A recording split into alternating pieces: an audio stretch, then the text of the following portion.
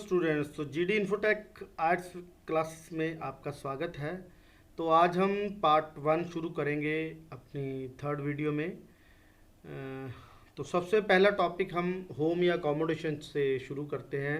सबसे पहले मैं आपको आइडियाज़ दूंगा, क्योंकि बहुत से स्टूडेंट्स की प्रॉब्लम आइडियाज़ में ही होती है, उन्हें आइडिया का पता ही नहीं होता, तो क्वेश्चन को मूव कैसे करेंगे। तो सबसे पहले स्टूडेंट्स उस टॉपिक का आपके पास आइडिया हो। अगर आइडिया है तभी आप उसका आंसर कर पाओगे, नहीं तो आप उस चीज़ का आंसर नहीं कर सकते। तो पहले स्टूडेंट्स मैं शुरू करता हूँ होम या अकोमोडेशन। तो होम या अकोमोडेशन क्या होती है, जहाँ पे हम रहते हैं उसे हम अकोमोडेशन का नाम देते हैं। जैसे कि मैं सरहंद में रहता हूँ और सरहंद में जो है घर में रहता हूँ, तो जो घर है उसे मैं अपनी अकोमोडेशन का नाम दूंगा।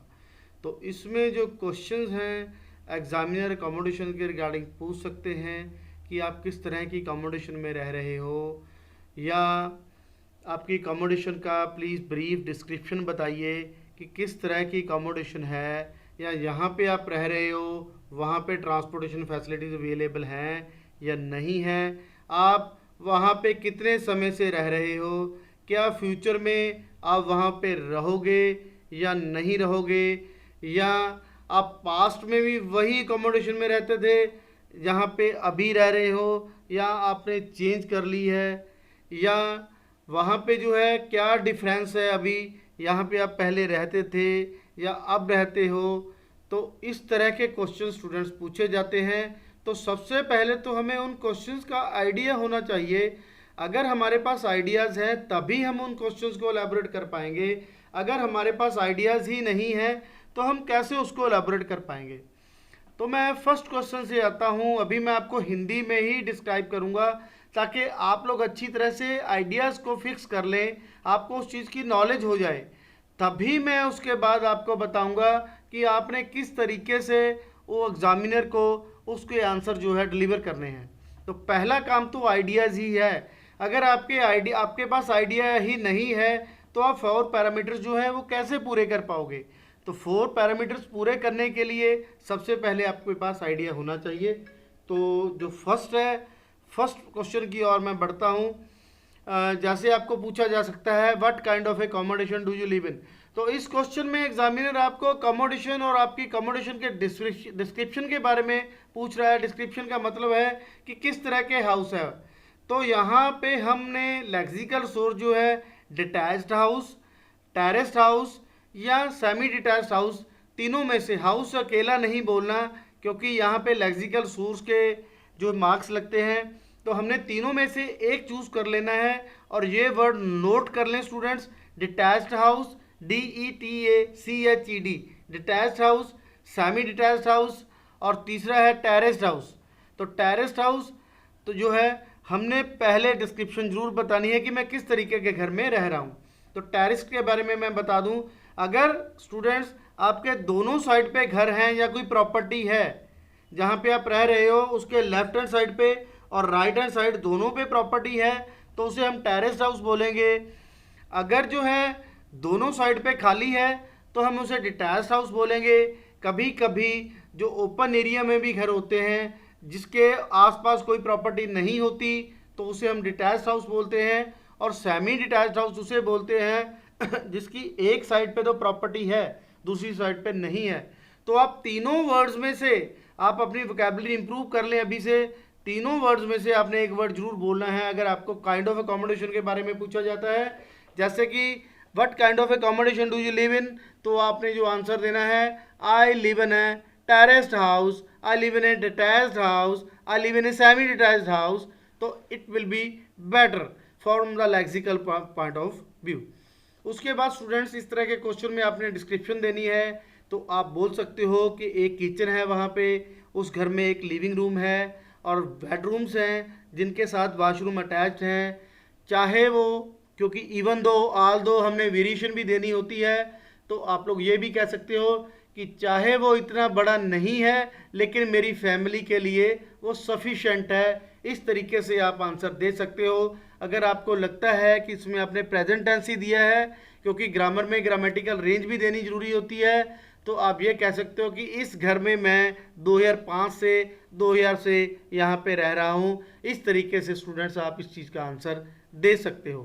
तो मुझे उम्मीद है कि आपने फर्स्ट क्वेश्चन अच्छी तरह से समझ लिया होगा। तो मैं इस क्वेश्चन को अभी इंग्लिश में जो है ट्रांसलेट करता हूँ, ट्रांसलेट नहीं सॉरी डिलीवर करता हूँ कि कैसे आपने अब इसका आंसर देना है। तो एग्जामिनर आपसे पूछेगा what kind of A accommodation do you live in, तो आपका आंसर होगा आई live in a terraced house that has a, यहाँ पे क्लॉज एंटर करनी है क्योंकि कॉम्प्लेक्स सेंटेंसेस के ही मार्क्स मिलेंगे। तो यहाँ पे क्वेश्चन को तोड़ के यहाँ पे ये नहीं बोलना इट हैज़, तो वहीं पे स्टार्ट कीजिए दैट। आपको मैंने कॉमन मिस्टेक्स में ये बात बताई थी कि दैट और विच जो है वो नॉन लिविंग थिंग के लिए यूज़ होता है और जो हु है वो लिविंग थिंग के लिए यूज़ होता है। तो मैं यहाँ पे बोलूँगा आई live in a terraced house that has a living room A kitchen. ये मैं लिस्ट दे रहा हूँ स्टूडेंट्स, और जो लिस्ट है हल्के पॉज से देनी है ताकि आप प्रोनाउंसिएशन के बैंड जो है ले सके। A living room, a kitchen, 3 bedrooms attached with washrooms and a lovely back garden। और जो लास्ट है उसे हम एंड के साथ लगाएंगे।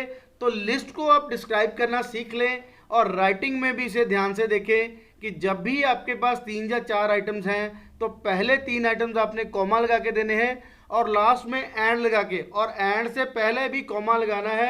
मतलब अगर स्पीकिंग करें तो पॉज देना है हल्का सा।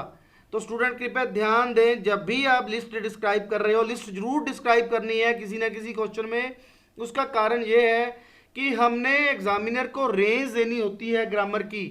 तो एक लिस्ट अगर हम डिस्क्राइब कर दें तो हम ये शो कर रहे हैं कि हमें लिस्ट देनी आती है, और लिस्ट को फटाफट से नहीं बोलना ए किचन 3 बेडरूम्स, नो, आपने बोलना है आराम से लिविंग रूम, हल्का सा पॉज देना है, a kitchen 3 bedrooms attached with washrooms and a lovely back garden. और आर्टिकल आराम से बोलने हैं, जहाँ जहाँ पे मैंने ए आर्टिकल लगाया है इट मीन सिंगल है, जहाँ पे ज़्यादा है जैसे 3 बेडरूम्स है वहाँ पे आर्टिकल नहीं लगाया। ये ग्रामर का रूल है। अब मैंने इसे जो है प्रेजेंट इंडेफिनिट में इसका आंसर दे दिया फर्स्ट फॉर्म के साथ। लेकिन स्टूडेंट्स जो एग्जामिनर है वो हमसे वैरायटी ऑफ टेंसेस मांगता है, वैरायटी ऑफ सेंटेंसेस मांगता है। तो अगर आप इतना आंसर दोगे तो आप अपना डिज़ायर्ड स्कोर अचीव नहीं कर पाओगे। शॉर्ट आंसर्स नहीं देने हैं। तो आपने, मैं आगे बढ़ा अपने आइडिया की ओर। Even though it's not so spacious, spacious का मतलब होता है बहुत बड़ा नहीं है, स्पेशियस बहुत ज़्यादा बिग, बिग स्पेशियस वर्ड नहीं यूज, बिग वर्ड नहीं यूज करना, आपने स्पेशियस वर्ड यूज करना है। तो even though it's not really spacious, मैं यहाँ पे इट्स यूज कर रहा हूँ क्योंकि मैंने पहले ही बताया है कि इस जो स्पीकिंग का टेस्ट है उसमें प्रोनाउंसिएशन के एक्स्ट्रा बैंड्स हैं। तो अगर हम कॉन्ट्रैक्शंस यूज नहीं करते तो हमारे प्रोनाउंसिएशन के बैंड्स कर सकते हैं। तो even though it's not really so spacious it's just right for me and my family. तो इवन दो का सेंटेंस भी आपको पता ही है। इवन दो में हम पहला सेंटेंस, चाहे ये स्पेशियस नहीं है, हल्का सा पॉज लेना है, it's just right for me and my family and I have been living there या we have been living here since 2005। तो मैंने यहाँ पे जो है अपने आंसर को प्रॉपर वे से एक्सप्लेन किया। अब मैं बताता हूँ कि कैसे 4 पैरामीटर्स पूरे होते हैं। मैंने यहाँ पे प्रेजेंट इंडेफिनिट यूज़ किया, लिस्ट दी, उसके बाद even though it has, even though की वैरायटी दी सेंटेंस की, फिर मैंने प्रेजेंट परफेक्ट कॉन्टिन्यूस लगाया। तो मैं यहाँ पे ग्रामर की एक्यूरेसी तो रख ही रहा हूँ, ग्रामर की रेंज भी दे रहा हूँ, यहाँ पे लेक्सिकल सोर्स भी दे रहा हूँ, स्पेशियस, टेरेस्ट, लेक्सिकल सोर्स भी यहाँ पे मिल रहे हैं एग्जामिनर को, फ्लुएंसी में प्रॉपर वे से दे रहा हूँ, और जो सेंटेंस है वो जो है आपस में कनेक्ट हो रहे हैं, and me and we have, तो मेरे जो सेंटेंस है कोहेजन भी दे रहे हैं। तो इस तरीके से प्रोनाउंसिएशन का मैं जो है फुलफिल कर रहा हूँ topic. It's just and comma में मैं पॉज दे रहा हूँ। तो मैं चारों पैरामीटर्स क्वेश्चन में पूरा कर रहा हूँ। तो आपका टारगेट भी यही होना चाहिए कि आपके जो पैरामीटर्स हैं वो क्लियर हों चारों। अगर किसी क्वेश्चन में 3 पैरामीटर्स दे दिए और एक मिस भी हो गया तो आप नेक्स्ट में ध्यान रखें। तो आपने अपना जो माइंड है स्टूडेंट्स वो एक्टिव रखना है। आपको पता होना चाहिए कि आपने कौन सी चीज़ डिलीवर कर दी है और कौन सी चीज़ आपकी जो है पेंडिंग में है। ये एक तरह की गेम है, यहाँ पे आपके पास एक जगह पे 20 से 50 पॉइंट्स रखे हुए हैं और आपने धीरे धीरे करके और एंड स्पीकिंग तक वो पॉइंट्स ख़त्म करने हैं। तो स्टूडेंट्स, मुझे उम्मीद है कि आप लोग इस टॉपिक को अच्छी तरह से समझे होंगे, सॉरी इस क्वेश्चन को। तो मैं दोबारा से वोकैबुलरी रिपीट कर रहा हूँ इस क्वेश्चन की। Terrace house, back garden, spacious. Spacious एक एडजेक्टिव है, लार्ज एंड बड़े हाउस को जो है हम स्पेसियस का नाम देते हैं। उसके बाद स्टूडेंट्स हम नेक्स्ट क्वेश्चन जो एग्जामिनर अकोमोडेशन से में से पूछ सकता है, who do you live with, कि आप किसके साथ रहते हो। तो नो डाउट बहुत से स्टूडेंट्स ये बोलते हैं कि I live with my family. तो मैं यहाँ पे ये जरूर रिकमेंड करूँगा कि आप बोलो I live with my family. तो पहला पॉइंट तो ये है कि यहाँ पे जैसे एग्जामिनर ने यहाँ पे लिव वर्ड यूज़ किया हुआ है, तो आप please I live with my family ना बोलें, आप लिव की जगह पे और लेक्सिकल सोर्स का वर्ड यूज़ करें जो आप यूज़ कर सकते हो। तो क्वेश्चन को पैराफ्रेज करें, अगर आपके पास वर्ड है उस क्वेश्चन में तो बेटर है स्टूडेंट्स, क्योंकि कई बार एग्जामिनेशन में क्वेश्चन बोलते समय हमारे पास जो है लेक्सिकल सोर्स एकदम से नहीं मिलता हमें। तो ये एक बेटर मेथड है कि जब क्वेश्चन जो एग्जामिनर है वो पुट करता है तो उसी क्वेश्चन में से जो वर्ड उसने यूज़ किया है, अगर आप उसका सिनोनिम इमीडिएटली डिटेक्ट करके बोल दें उस क्वेश्चन को रीफ्रेज करके, तो आपकी एक लेक्सिकल सोर्स की टेंशन जो कि एक पैरामीटर है वो ख़त्म हो जाएगी। तो कृपया ध्यान दें स्टूडेंट्स, यहाँ पे क्वेश्चन पूछा गया है where do you live with, तो मैं लिव को यहाँ पे सोचूंगा ड्वेल भी यूज़ कर सकता हूँ, मैं रिजाइड भी यूज़ कर सकता हूँ। तो मैं दोनों में से एक वर्ड को रिप्लेस करूँगा और बोलूँगा I reside with my parents and siblings. तो यहाँ पे स्टूडेंट्स देखो मैंने पेरेंट्स और सिबलिंग्स लगाया है, क्योंकि अगर मैं फैमिली लगाता यहाँ पे, दोनों के कॉम्बिनेशन से ही फैमिली बनती है, ये ठीक है, लेकिन फैमिली एक कॉमन वर्ड है और इसकी जगह पे मुझे कोई भी सिनोनिम नहीं मिल रहा, तो मैं यहाँ पे दो फैमिली को डिवाइड करूँगा। यहाँ पे मैं लगाऊँगा पेरेंट्स एंड माय सिबलिंग्स। तो ये यहाँ पे सिबलिंग्स एक हमें लेक्सिकल सोर्स मिल गया और पेरेंट्स की जगह पे भी एक वर्ड मिलता है हमें प्रोजीनिटर, तो वहाँ पे हम प्रोजीनिटर वर्ड भी यूज़ कर सकते हैं, वो भी बेटर है।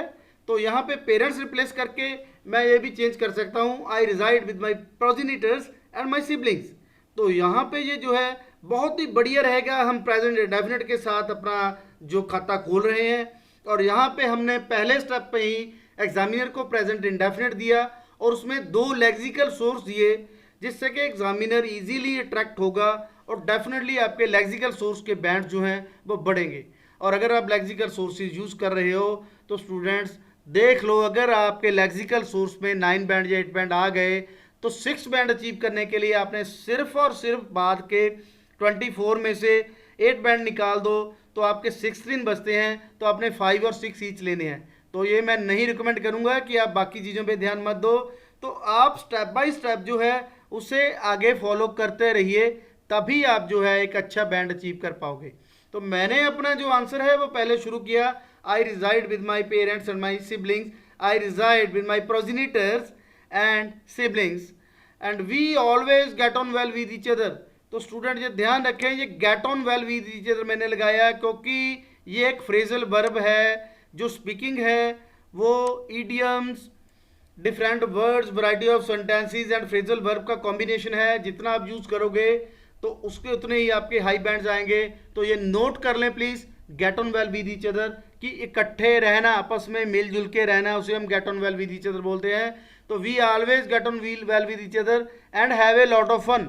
तो हम हमेशा जो है आपस में इकट्ठे मिलजुल के रहते हैं और बहुत सा फन करते हैं। उसके बाद होएवर स्टूडेंट्स कंट्रास्ट के लिए लगता है। मैंने पहले ही बताया है कि 4 पैरामीटर्स में से एक पैरामीटर फ्लुएंसी और कोहेजन का है। अगर आप अपने सेंटेंसेस को पूरी तरह से कनेक्ट करते हो तभी आप बैंड ले पाओगे, नहीं तो नहीं ले पाओगे। तो मैं यहाँ पे एक कंट्रास्ट स्टेटमेंट दे रहा हूँ, होएवर नाउ माई इंक्लिनेशन होता है टेंडेंसी, झुकाव। यहाँ पे मैं फिर एक लेक्सिकल सोर्सेज दे रहा हूँ कि now my inclination is to go abroad, तो मेरी जो झुकाव है अभी बाहर जाने का है। एंड आई सपोज, और मैं मानता हूँ, सपोज भी एक लेक्सिकल सोर्स में जो है ऐड होगा। In the future, in the future I have to stay alone in dormitory. तो मैंने यहाँ पे एक और लेक्सिकल सोर्स लगाया, डॉर्मेट्री। डॉर्मेट्री स्टूडेंट्स, यहाँ हॉस्टल में कई स्टूडेंट रहते हैं, उसे हम डॉर्मेट्री का नाम देते हैं। तो यहाँ पे भी मैंने अपने 4 पैरामीटर्स को नहीं छोड़ा, मैंने लेक्सिकल सोर्स दिए, यहाँ के प्रेजेंट इंडेफिनिट दिया एंड यहाँ पे फ्यूचर भी दिया, I have to model use किया।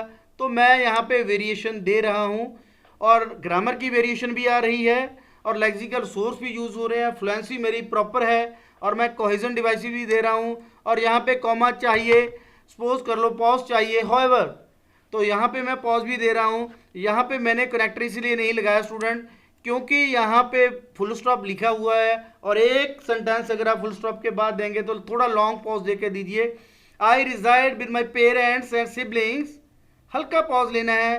We always get on well with each other and have a lot of fun. However, now my inclination is to go abroad and suppose that in the future I have to stay alone in dormitory.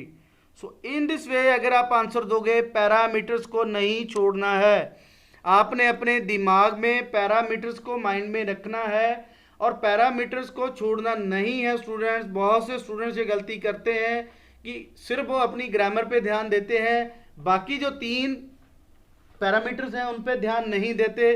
तो student अगर आप इस तरीके से करोगे तो आप कभी भी जो अच्छा स्कोर है वो अचीव नहीं कर पाओगे। मैं दोबारा से इसे रिपीट करता हूँ, dormitory, sibling, get on well with each other. उसके बाद स्टूडेंट हमारे पास नेक्स्ट क्वेश्चन है, how long have you lived there. मेरे ख्याल से पहले क्वेश्चन में जैसे आपने आंसर दे दिया कि I have been living there since 2005, तो ये क्वेश्चन आपको एग्जामिनर पुट नहीं करेगा। लेकिन अगर वहाँ पे आपने आंसर नहीं किया तो नो डाउट इस तरह के क्वेश्चन तभी पूछे जाते हैं स्टूडेंट्स जब आप लोग जो है ग्रामर में वेरिएशन यूज़ नहीं करते, टेंसेस में मूव नहीं करते। तो एग्जामिनर ने तो जज करना ही करना है कि क्या इसे टेंस की नॉलेज है, क्या इसे प्रेजेंट परफेक्ट की या प्रेजेंट परफेक्ट कॉन्टिन्यूस की ज़रूरत है। तो फिर इस तरीके से क्वेश्चन जो है पुट किए जाएंगे। अगर आपको इस तरीके का क्वेश्चन पुट होता है तो आपने सिंपल से बताना है कि हाँ मैं इस घर में 2005 से रह रहा हूँ। अभी अगर आप इस चीज़ का आंसर इतना ही दोगे तो आई थिंक इट दैट आप पैरामीटर्स तो पूरे कर नहीं पा रहे। यहाँ पे अगर आप एक आंसर दोगे I have been living here since 2005, तो यहाँ पे आपने एक प्रेजेंट परफेक्ट यूज़ कर दिया, ना तो वहाँ पे कोहेजन डिवाइसेस यूज़ हुई, ना वहाँ पे कोई लेक्सिकल सोर्स मिला और ना ही प्रोनाउंसिएशन प्लस हुआ। तो जहाँ पे स्टूडेंट आपका जो बैंड स्कोर है वो वीक होने के चांसेस हैं, तो इसे थोड़ा और बढ़ाना है। अब आप जैसा कि पिछले क्वेश्चन में आप पास्ट को भी मूव कर सकते हो, फ्यूचर में भी मूव कर सकते हो। तो यहाँ पे आपने एक आइडिया डेवलप करना है कि मैं यहाँ पे 2005 से रह रहा हूँ, तो इसे एक्सपेंड करने के लिए एग्जामिनर को बताइए कि 2005 से पहले आप कहाँ रहते थे। सपोज 2005 से पहले आप रूरल एरिया में रहते थे, कहीं कंट्री साइड एरिया में रहते थे, अपने दादाजी के घर में रहते थे, लेकिन वहाँ पे एजुकेशन फैसिलिटीज़ अच्छी नहीं थी। तो आपने फादर ने जो है डिसाइड किया कि वहाँ पे मूव करने के लिए दूसरी जगह पे, तो तभी से मैं यहीं पे रह रहा हूँ। या आप वहाँ पे ये भी जो नोटिस कर सकते हो कि मेरे फादर की जो जॉब है वहाँ पे ट्रांसफ़र हो चुकी थी 2005 में, तो इसीलिए हम यहाँ पे शिफ्ट हो गए। तो कोई भी रीज़न बना के स्टूडेंट इसको ब्रॉड कीजिए, तभी आपको आंसर्स मिलेंगे। मैं फिर बता रहा हूँ कि क्वेश्चंस को पूरी तरह से एक्सटेंड करना है। अगर आप क्वेश्चंस को एक्सटेंड नहीं करते तो आप बैंड स्कोर अचीव नहीं कर पाओगे, और तभी तक बोलिए जब तक एग्जामिनर आपको स्टॉप ना कर दे। बहुत से स्टूडेंट्स ये कहते हैं आके कि सर हमें तो 2 लाइंस के बारे में बोला गया है। तो बेटा ये इंग्लिश स्पीकिंग का टेस्ट है और 11 से 15 मिनट का टेस्ट है। अगर आप लोग 11 से 15 मिनट्स नहीं बोल सकते तो इट मीन्स आपकी स्पीकिंग वीक है, तो डेफिनेटली आप जो है एक अच्छा बैंड स्कोर अचीव नहीं कर सकते। तो इस क्वेश्चन का आंसर मैं ऐसे दूंगा, how long have you lived there, we have been lived here since 2005, या इस सेंटेंस को हम जो है we have been living here since 2005 भी बोल सकते हैं।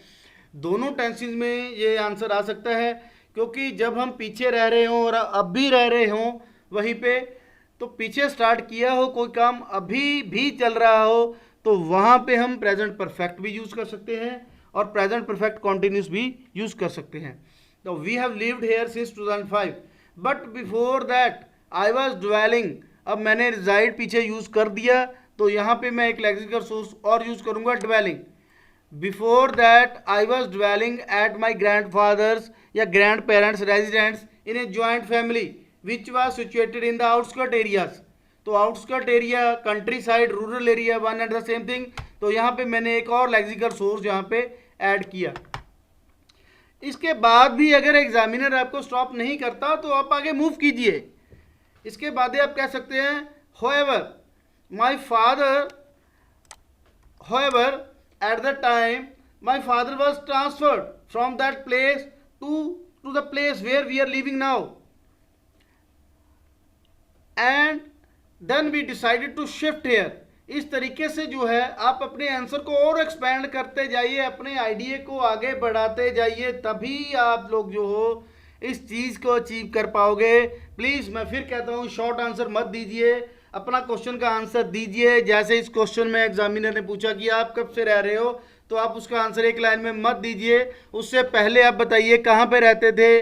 और फिर भी एग्जामिनर स्टॉप नहीं कर रहा तो बताइए कि आप शिफ्ट क्यों हुए, उसका रीज़न बता के आगे मूव कीजिए। तो मैंने बता दिया है कि 2-3 रीज़न है, वहाँ पे आप दे सकते हो कि आप शिफ्ट क्यों हुए। वहाँ पे जो है एजुकेशन फैसिलिटीज़ या स्कूल अच्छा नहीं था, तो मेरी एजुकेशन के लिए मेरे फादर ने वहाँ से शिफ्ट किया। या दूसरा, आप जॉब के बारे में बता सकते हो कि मेरे फादर की जो जॉब है वो वहाँ से ट्रांसफ़र हो गए थे, इसलिए हमने यहाँ पे मूव किया। तो बेटा बहुत से पॉइंट्स है यहाँ पे मूव करने के लिए, तो इसे खुल के एंजॉय कीजिए। स्पीकिंग का पेपर जो है खुल के दीजिए, कॉन्फिडेंटली दीजिए, ग्रामर पे पूरा फोकस रखिए, लेक्सिकल सोर्स पे फोकस रखिए। तो हो ही नहीं सकता कि आपका बैंड स्कोर जो है वो किसी भी तरीके से कम हो जाए। तो हम अपने नेक्स्ट क्वेश्चन की ओर मूव करते हैं। What is the difference between where you are living now and where you have lived in the past. कि आप यहाँ पे अभी रह रहे हो वहाँ, या आप जहाँ पे पीछे रहते थे। तो अपना पिछले क्वेश्चन में कहे आया एग्जामिनर से कि आपने जो है मूव किया है, तो वहाँ पे एग्जामिनर के माइंड में क्वेश्चन रेज हो सकता है पास्ट के रिगार्डिंग कि अभी जहाँ पे आप रह रहे हो और जहाँ पे आप पहले रहते थे 2005 से पहले, मतलब तो उनमें क्या डिफरेंस है।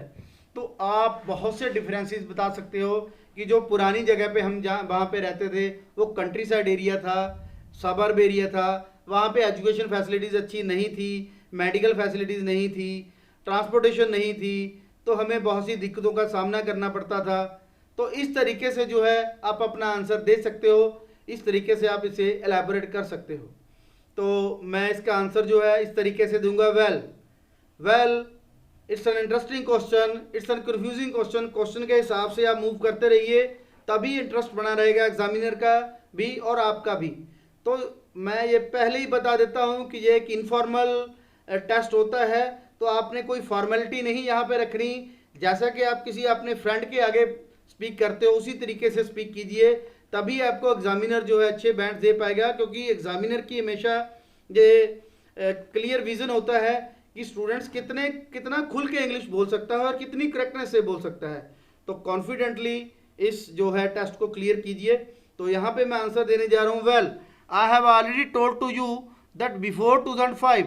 तो मैं यहाँ पे आपको पहले ही बता चुका हूँ कि I had lived in the country side area. Had यहाँ पे लगाया, मैंने पास्ट परफेक्ट यूज़ किया क्योंकि पिछले 3 क्वेश्चन में पास्ट परफेक्ट यूज़ नहीं हुआ था कि मैं कंट्री साइड पे रहता था। Where not even the basic amenities such as medical, basic amenities भी नहीं थी, और जैसे कि मेडिकल फैसिलिटीज़, एजुकेशन और ट्रांसपोर्टेशन। तो बेसिक फैसिलिटीज़ को मैंने जो है आगे डिफाइन किया कि कंट्री साइड जहाँ पे बेसिक फैसिलिटीज़ जो कि एक इंसान को जिंदा रहने के लिए चाहिए, जैसे मेडिकल है, एजुकेशनल है, ट्रांसपोर्टेशन है, वो भी नहीं अवेलेबल थी। इसलिए मैंने जो है वहाँ पे जो है उस समय की ये डिफरेंस है। लेकिन अभी मैं लास्ट मंथ गया हूँ यहाँ वहाँ पे, तो मैंने देखा कि सारी फैसिलिटीज़ वहाँ पे हैं। इस तरीके से आप जो है सेंटेंस की वेरिएशन दे सकते हो। देखो यहाँ पे मैंने आई have already told present perfect लगाया, यहाँ पे पास्ट परफेक्ट लगा, यहाँ पे मैंने इसकी लिस्ट दी, बेसिक अमेनिटीज़ को डिफाइन किया लिस्ट के थ्रू, और वाज अवेलेबल यहाँ पे फिर मैंने पास्ट इंडेफिनिट लगाया, और I am getting all this facilities यहाँ पे फिर मैंने प्रेजेंट कॉन्टिन्यूस लगाया। तो मैं ग्रामर की एक्यूरेसी तो देख ही रहा हूँ, साथ ही साथ में ग्रामेटिकल रेंज भी दे रहा हूँ। तो आपने अपने क्वेश्चंस को, अपने आइडियाज़ को स्टूडेंट्स इसी तरीके से एलैबोरेट करना है, तभी आप इस चीज़ को क्लियर कर पाओगे, नहीं तो नहीं क्लियर कर पाओगे। तो हम आगे बढ़ते हैं स्टूडेंट्स अपने नेक्स्ट क्वेश्चन की ओर। Do you plan to live there for a long time? क्या आप वहाँ पे बहुत लंबे समय से रह रहे हो? तो मेरे ख्याल से स्टूडेंट्स, अगर आपने 2005 का आंसर दे दिया है कि वहाँ पे मैं इतने टाइम से रह रहा हूँ 2005 से, तो डेफिनेटली जो है एग्जामिनर इसका आंसर नहीं पूछेगा। और अगर do you plan to live there for a long time, sorry, ये क्वेश्चन फ्यूचर का टेंस पूछने के लिए पूछ रहा है एग्जामिनर कि आप जो है वो फ्यूचर में जो है लंबे समय से पे यहाँ पे रहोगे या नहीं रहोगे। तो सबसे पहले तो हमारे पास आइडिया होना चाहिए। तो यहाँ पे आप यस भी कह सकते हो, नो भी कह सकते हो, या आप कह सकते हो कि मेरा या I have not yet decided, कि मैंने अभी डिसाइड नहीं किया। स्टूडेंट्स, अगर आप ये कह रहे हो कि मैं यहाँ पे ही रहूँगा, तो आप ये रीज़न दे सकते हो कि क्योंकि यहाँ पे हर तरह की फैसिलिटी है जो एक लिविंग बीइंग को जिंदा रहने के लिए चाहिए।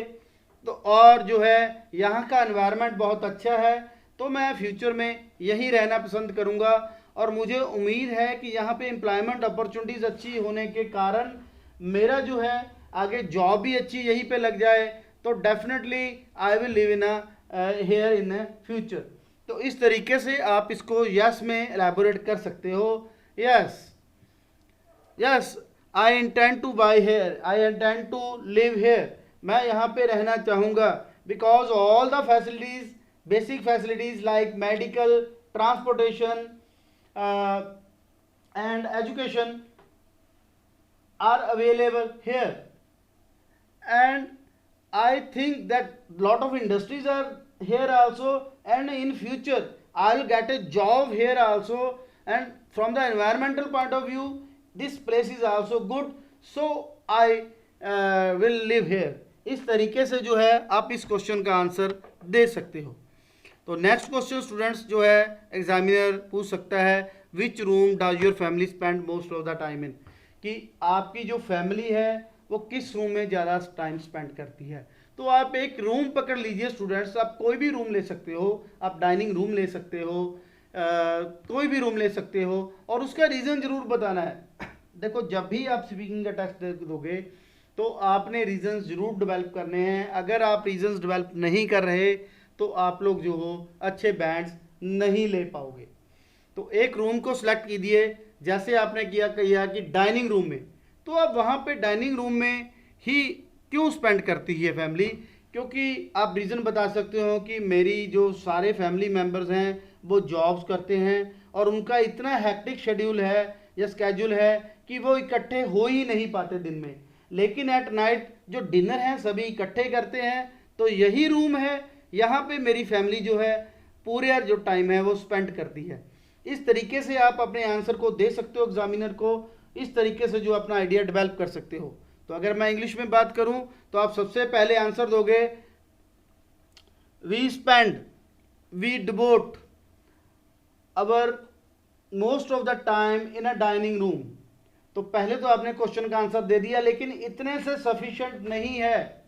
आप आगे मूव करोगे, एज रीजंस के जो है कनेक्टर लगाओगे, as, because, since, because, since, as all of my family members are involved in their jobs and they have the hectic schedule or schedule.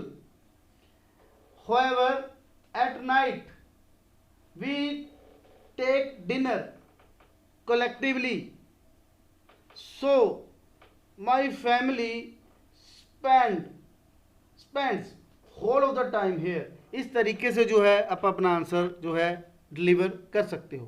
उसके बाद स्टूडेंट्स मैं नेक्स्ट क्वेश्चन की move करता हूँ। नेक्स्ट क्वेश्चन है, are the transportation facilities to your home very good. तो जहाँ पे ट्रांसपोर्टेशन फैसिलिटीज के बारे में स्टूडेंट्स एग्जामिनर जो है आपसे पूछ रहा है, सबसे पहले तो आपको ट्रांसपोर्टेशन फैसिलिटीज पता होने चाहिए कि कौन कौन सी ट्रांसपोर्टेशन फैसिलिटी होती है। जब आपने इस क्वेश्चन का आइडिया डेवलप करना है तो आपको सबसे पहले ट्रांसपोर्टेशन फैसिलिटीज़ की नॉलेज होनी चाहिए। तो ट्रांसपोर्टेशन फैसिलिटी स्टूडेंट्स, रेल, बस और एयरवेज। सबसे पहले आप तीन चीज़ों को डिवाइड कीजिए और इस क्वेश्चन का आंसर जो है हम उस तरीके से डिवाइड करके दे सकते हैं।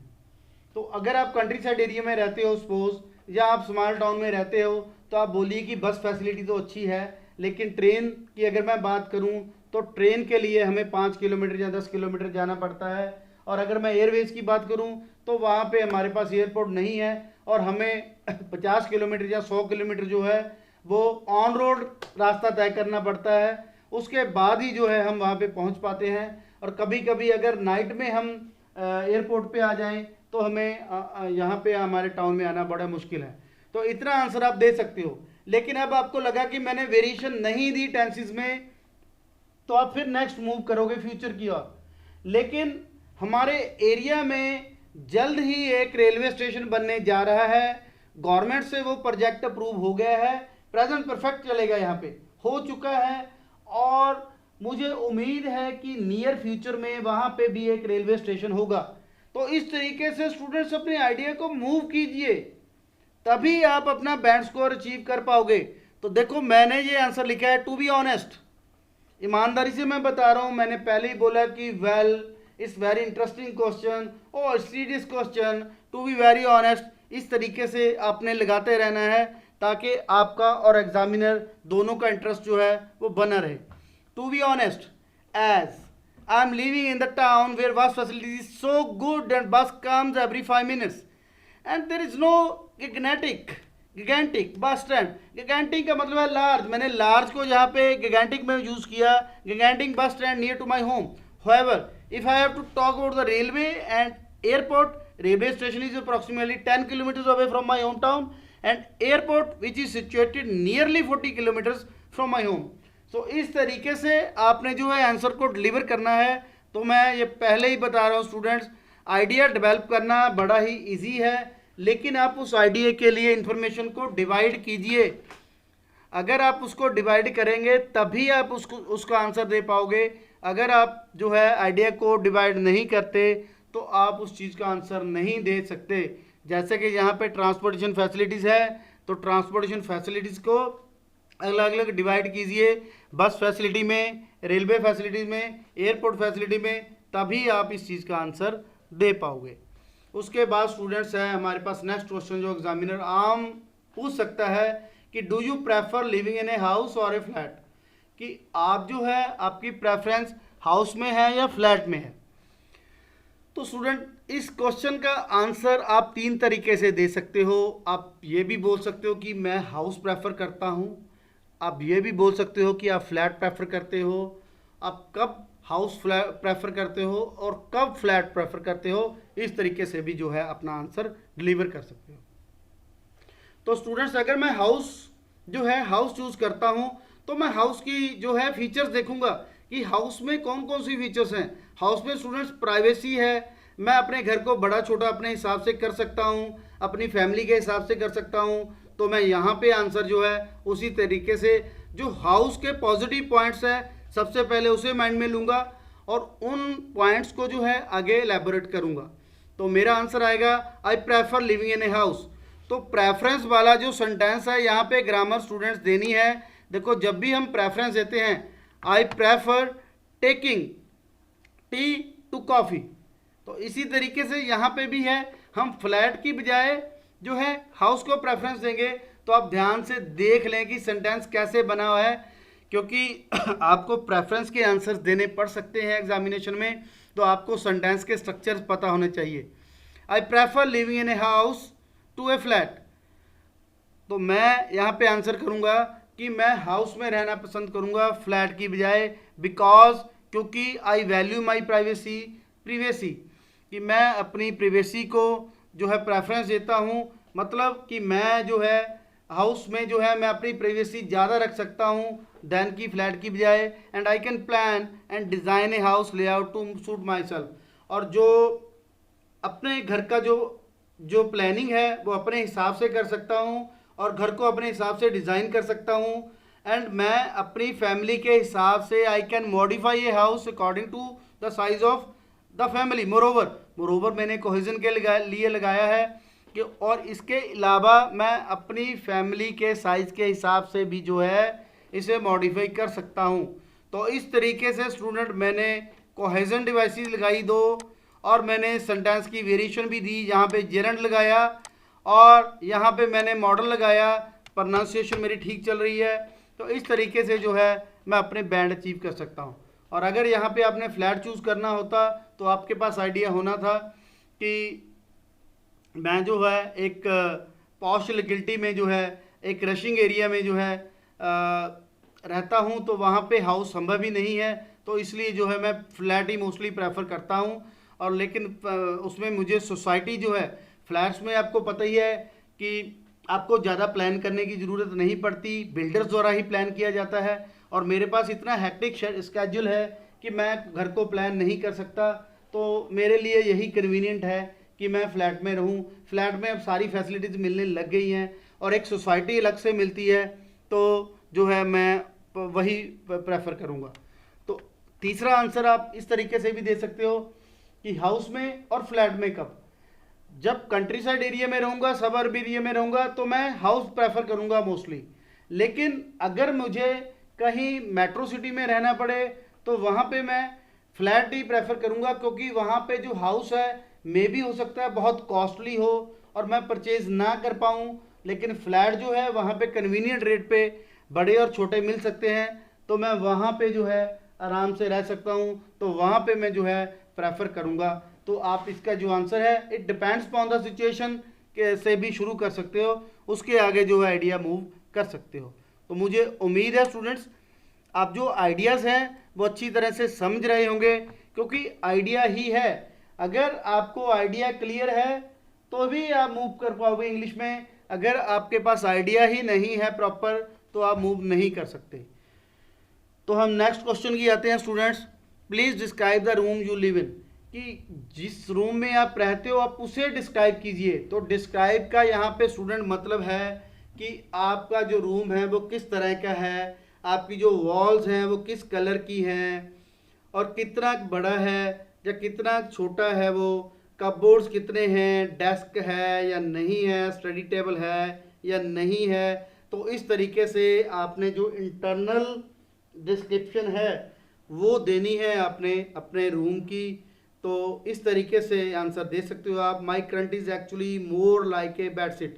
तो बेडशीट यहाँ पे मैंने एक लेक्सिकल सोर्स यूज़ किया। बेडशीट का मतलब होता है कि जहाँ पे एक ही बेड हो वहीं पे मैंने रहना है, वहीं पे स्लीप करना है, ज़्यादा बड़ा ना हो। तो यहाँ पे मैंने मोर लाइक ए बेडशीट, कि एक बेडशीट नहीं है, एक छोटा सा रूम नहीं है, ठीक है, यहाँ पे मैं मूव कर सकता हूँ थोड़ा आराम से। तो मैंने यहाँ पे जो है एक लेक्सिकल सोर्स यूज़ किया। It is a multipurpose room, ये एक पर्पज़ के लिए नहीं, मल्टीपर्पज़। फिर मैंने एज एडजेक्टिव यूज़ किया रूम के आगे, और यहाँ पे मैं फिर लेक्सिकल सोर्स दे रहा हूँ। I use it to sleep and study as well. मैं यहाँ इस रूम को सोने के लिए और पढ़ने के लिए यूज़ करता हूँ। एज वेल मैंने लगाया यहाँ पे, ताकि एडिशन का मैं जो एग्जामिनर को शो आउट कर सकूँ कि एज वेल जो है वो एडिशनल इंफॉर्मेशन के लिए भी दिया जा सकता है। It is painted in pink, ये पिंक कलर में पेंट है और वो मेरा फेवरेट कलर है। With bed, A cupboard and A desk, और मेरा फेवरेट कलर है बेड और कपबोर्ड और डेस्क भी जो है इसी कलर के हैं। इट्स नॉट रियली स्पेशियस, चाहे ये बड़ा नहीं है बहुत ज़्यादा, but it's just right for मी, पर मेरे लिए ये सफिशेंट है।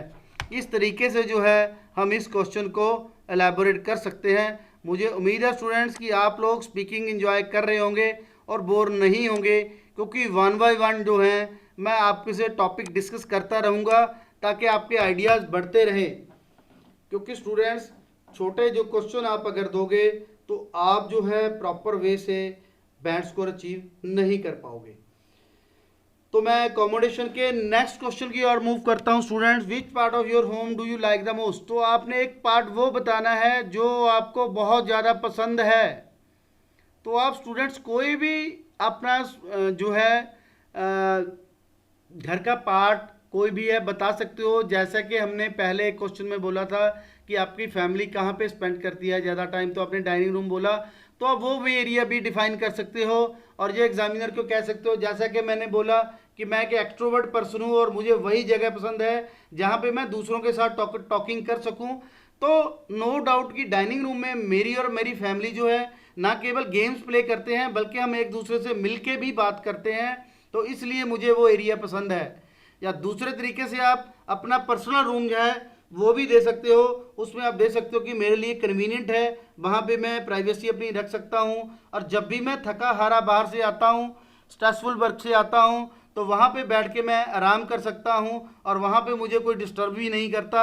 इस तरीके से भी आंसर दे सकते हो, जैसे कि मैंने इसी कंसेप्ट को देख के आंसर बनाया है। I prefer my bedroom most due to its convenience and privacy. Privacy और कन्वीनियंस की वजह से जो है मैं अपने बेडरूम को पसंद करता हूँ। Because of my stressful work, मेरे स्ट्रेसफुल वर्क होने के कारण, देखो अभी मैंने बिकॉज ऑफ यहाँ पे यूज़ किया, बिकॉज ऑफ के बाद पूरा सेंटेंस कभी भी नहीं आता स्टूडेंट्स, सिर्फ नाउन फ्रेज ही आता है, तो हम वही यूज़ करेंगे। Because of my stressful work I want to be in a quiet place and concentrate on my work. मेरे स्ट्रेसफुल वर्क होने के कारण ही मैं क्वाइट प्लेस में रहना पसंद करता हूँ और कॉन्सेंट्रेट अपनी वर्क, ताकि मैं अपने वर्क पे कॉन्सेंट्रेट कर पाऊँ। In my own room I am never disturb anyone else, और मेरे प्राइवेट रूम में मुझे कोई डिस्टर्ब भी नहीं करता। Moreover in my own space I can do what ever I want, तो मेरे रूम में मैं अपनी मर्जी से वहाँ पे जो है कुछ भी कर सकता हूँ, किसी और की परवाह किए बगैर। तो स्टूडेंट इस तरीके से हम जो है अपना आंसर दे सकते हैं, और मैंने एक आपको पहले आइडिया बताया है, उस आइडिया को भी आप जो है अपने स्पीकिंग के आंसर में अडॉप्ट कर सकते हो। तो नेक्स्ट क्वेश्चन की ओर मूव करते हैं student. Should we live in a flat और ए हाउस, कि हमें जो है फ्लैट में रहना चाहिए या हाउस में। मेरे ख्याल से जो पिछला क्वेश्चन है वही आइडिया हम यहाँ पे दे सकते हैं, और अगर वो क्वेश्चन एग्जामिनर ने हमें पूछ लिया है तो ये क्वेश्चन मुझे नहीं लगता कि एग्जामिनर दोबारा से पूछे, तो यहाँ पे हम वही आंसर भी दे सकते हैं कि हमें कहाँ पे रहना चाहिए। अगर तो हमें अपनी प्राइवेसी चाहिए या हमें लगता है कि हमें आगे घर को जो है मॉडिफाई करना पड़ सकता है या हमारी फैमिली बड़ी हो रही है, तो हमें जो है उसका एरिया इलाज करना पड़ सकता है, तो हम हाउस में प्रेफर करेंगे। और अगर हमने अकेले ही रहना है या हमें पता है कि ज़्यादा या कुछ साल तक अभी हमें जो एक्स्ट्रा ज़रूरत नहीं है, तो हम वहाँ पे फ्लैट में भी यूज़ कर सकते हैं उसे। तो दूसरी जो है हम रीज़न ये भी दे सकते हैं कि अगर हमारे पास, हम कंट्री साइड एरिया में हैं, यहाँ पे जगह बहुत है, तो वहाँ पे हम आइडिया लगा सकते हैं कि हाउस जो है वहाँ पे हाउस में रहना चाहिए। और अगर हम किसी मेट्रो सिटी में है, वहाँ पे जगह नहीं है, तो ये बेटर है कि हम फ्लैट में रहें। फ्लैट में भी अमेनिटीज़ अच्छी होती हैं। और तीसरा कारण जो है अफोर्डेबिलिटी का, कि हम प्रॉपर्टी अफोर्ड कर भी सकते हैं कि नहीं कर सकते। और अगर हमारी अफोर्डेबिलिटी फ्लैट लेने की है और हम हाउस नहीं ले सकते, तो डेफिनेटली आप लोग जो हो वो फ्लैट को प्रेफर करोगे। अगर जो है अफोर्डेबिलिटी आपकी है हाउस की, तो आप वो प्रेफर करोगे। और अगर आप कम कीमत पे ज़्यादा फैसिलिटीज़ जो है वो यूज़ करना चाहते हो, तो आप फ्लैट पसंद करोगे। इस तरीके से स्टूडेंट आप जो है अपने आंसर जो है वो दे सकते हैं। तो इन्हीं आइडियाज़ को मैंने इस क्वेश्चन में जो है ब्रीफ किया है। It heavily depends upon the people's preference and affordability since each type of a property has its own perks.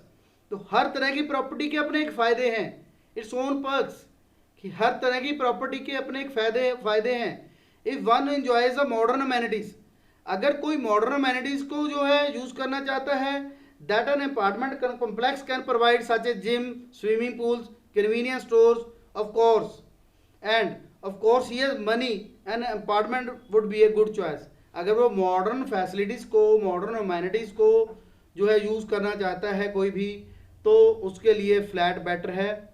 और इन कंट्रास्ट अगर कोई प्राइवेसी ज़्यादा चाहता है, अपना लाइफस्टाइल जो है वो चुपचाप शांति से बिताना चाहता है, तो उसके लिए जो है क्वाइट लाइफस्टाइल जो है हाउस है जो वही सूटेबल रहेगा। उसके बाद स्टूडेंट्स हम नेक्स्ट क्वेश्चन की ओर मूव करते हैं। हमारा नेक्स्ट क्वेश्चन है, why do you think some people invest a huge amount of money in buying houses, कि क्यों जो लोग हैं वो बड़े हाउसेस में जो है इन्वेस्ट करना पसंद करते हैं।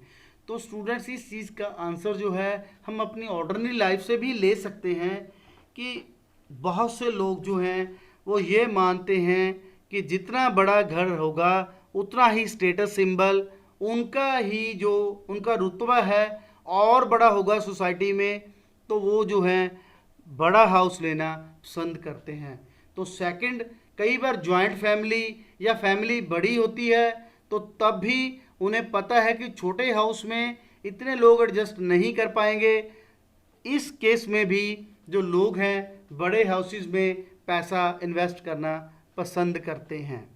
तो तीसरा कारण ये भी हो सकता है, कुछ लोगों के पास पैसा अच्छा है और वो अपनी कंफर्टेबल और स्पेशियस हाउस बनाना चाहते हैं, तो वो लोग जो हैं हाउस में, बिग हाउसेस में इन्वेस्ट करते हैं। इस तरीके से इस क्वेश्चन को हम इन आइडिया से जो है आगे एलैबोरेट कर सकते हैं।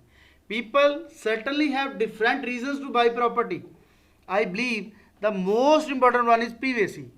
You will gain much more independence and freedom to refurbish the place as you please since you are the owner. कि आप लोग ज़्यादा इंडिपेंडेंस चाहते हो, अपनी फ्रीडम ज़्यादा चाहते हो, तो आप लोग बड़ा हाउस प्रेफर करोगे। तो वो लोग जो अपनी इंडिपेंडेंस ज़्यादा चाहते हैं, फ्रीडम ज़्यादा चाहते हैं, तो वो लोग जो हैं तो बड़ा हाउस पसंद करेंगे। Besides it would create a pride of ownership. और ये जो है इन एडिशन एक, जैसे कि मैंने पहले बताया कि रुतबा, स्टेटस, तो प्राइड ऑफ ओनरशिप वही हो गया। नो मैटर हाउ स्मॉल और big your house is, it is yours to renovate और brag about.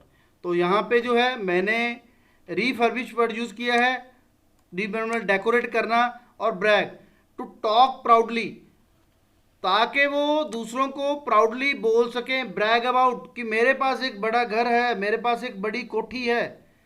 To talk about, to proudly about something you own और समथिंग यू हैव डन। तो इस तरीके से स्टूडेंट्स लेक्सिकल सोर्स यूज़ करते हुए मैंने आगे बढ़ा। तो मुझे उम्मीद है स्टूडेंट्स कि आप लोग अकोमोडेशन को अच्छी तरह से समझ गए होंगे। मैं दोबारा से ब्रीफ करता हूँ। आपको क्वेश्चन काइंड ऑफ अकोमोडेशन आ सकता है, तो उसमें आपने सिंपल हाउस को डिस्क्राइब करना है। ट्रांसपोर्टेशन फैसिलिटीज़ के बारे में पूछ सकता है, कितने समय से आप रह रहे हो, क्या फ्यूचर में रहोगे या नहीं रहोगे, किस तरह की फैसिलिटीज़ जो हैं वो वहाँ पे हैं, आपके जो प्रीवियस अकोमोडेशन है जो नहीं थी, क्या आप हाउस पसंद करते हो या फ्लैट पसंद करते हो और क्यों करते हो, तो कुछ लोग क्यों बिग हाउसेस में इन्वेस्ट करते हैं। इस तरह के क्वेश्चन एग्जामिनर पूछेगा और मुझे उम्मीद है कि आप आइडिया से पूरी तरह रिच हो गए होंगे और आपको आइडियाज़ पूरी तरह से क्लियर हो गए होंगे। एक बार लास्ट में मैं इसके लेक्सिकल सोर्स बोलता हूँ। टेरेस्ड हाउस दोनों साइड से जो कनेक्ट है, यहाँ पे डिटैच्ड हाउस भी बोला जा सकता है, सेमी डिटैच्ड भी बोला जा सकता है। उसके बाद बैक गार्डन, जो घर के पीछे गार्डन है, स्पेशियस, जो लार्ज के लिए ये वर्ड यूज़ किया गया है। उसके बाद gate on well with each other, ये फ्रेजल वर्ब है। उसके बाद डॉर्मेट्री, जो हॉस्टल जहाँ पे रूम, यहाँ पे स्टूडेंट्स रहते हैं, सिबलिंग, ब्रदर और सिस्टर को बोलते हैं। उसके बाद मैंने लेक्सिकल सोर्स में यूज़ किया अर्बन एरिया। उसके बाद नेक्स्ट जो है हारमोनियस, एक अच्छे रिलेशनशिप को, फ्रेंडली एंड पीसफुल रिलेशनशिप को हम हारमोनियस रिलेशनशिप बोलते हैं। उसके बाद मैंने privacy and suit one self, bedsheet मैंने पहले ही बोला कि एक छोटा सा रूम, यहाँ पे बेड लगा हुआ है, वहीं पे स्लीप करना, वहीं पे रहना है, तो उसके लिए यूज़ किया गया है। Affordability, amenity, student facilities, facilities एक कॉमन वर्ड है, उसके जगह पे हम अमेनिटीज़ यूज़ कर सकते हैं। प्रॉपर्टी हैज़ इट्स ओन पक्ष, ओन पक्ष, यहाँ पे जो पक्ष यूज़ किया गया है वो अपनी फैसिलिटीज़ के लिए, हैज़ इट्स ओन पर, since each type of property has its own पर, हर तरह की प्रॉपर्टी के अलग बेनिफिट्स हैं। पक्ष का यहाँ पे मतलब है बेनिफिट्स, बेनिफिट्स बड़ा ही कॉमन वर्ड है, यहाँ पे हम इट्स ओन बेनिफिट्स भी यूज़ कर सकते थे, लेकिन बेटर यही है कि हम पक्ष यूज़ करें। उसके बाद स्टूडेंट्स हमने रीफर्बिश यूज़ किया। रीफर्बिश को मतलब है डेकोरेट करना, रूम को क्लीन करना। उसके बाद रेनोवेट यूज़ किया, इस तरीके से जो है ब्रैग यूज़ किया, कि किसी चीज़ को प्राउडली बोलना कि हमारे पास ये घर है, हमारे पास इतनी बड़ी कोठी है, ब्रैग अबाउट, तो ये हमने यूज़ किया। उसके बाद स्टूडेंट्स हमारे पास जो है नेक्स्ट स्टडी का टॉपिक हम नेक्स्ट सेशन में करेंगे, और मुझे उम्मीद है स्टूडेंट्स कि आप लोगों को अच्छी तरह से ये स्पीकिंग समझ आ रही होगी। तो कृपया चैनल को सब्सक्राइब करना मत भूलें। आगे मैं स्पीकिंग की, राइटिंग की बहुत सी वीडियो लाने वाला हूँ और आपके लिए बहुत ही आसान जो है आर्ट्स को करने वाला हूँ। तो आप इस चैनल को सब्सक्राइब करना मत भूलिए। और अगर आपने ऑफलाइन क्लासेस लेनी है तो हमारे सरंद खन्ना या अमलों के ऑफिस में विजिट कीजिए। और अगर आप ऑनलाइन क्लासेस सेपरेट से लेना चाहते हो तो हमारे पास वो भी फैसिलिटी अवेलेबल है, तो वो भी आपको मिल सकती है। Thank you students, have a nice day.